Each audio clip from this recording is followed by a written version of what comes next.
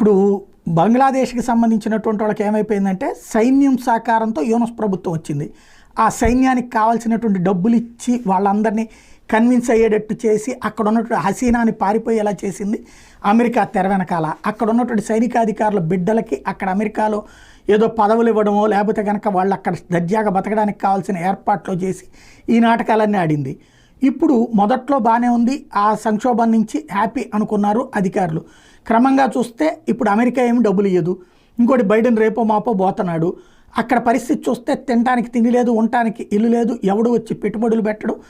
దీంతో ఇక ఆ పబ్లిక్లో విపరీతమైన అసంతృప్తి వస్తుంది. ఏ యువతరాన్ని ఏ విద్యార్థులను అడ్డుపెట్టి కథ నడిపారో ఇప్పుడు వాళ్లే తిరగబడతారు. దీన్ని డైవర్ట్ చేయాలంటే భావోద్వేగాలు సృష్టించాలి. అందుకే అకస్మాత్తుగా లేని శత్రువును సృష్టిస్తున్నారు. ఆ లేని శత్రువే భారతదేశం. భారతదేశాన్ని దూషిగా చూపెడుతూ దుర్మార్గంగా చూపెడుతూ ఒకప్పుడు అసలు ఆ దేశం ఏర్పడడానికి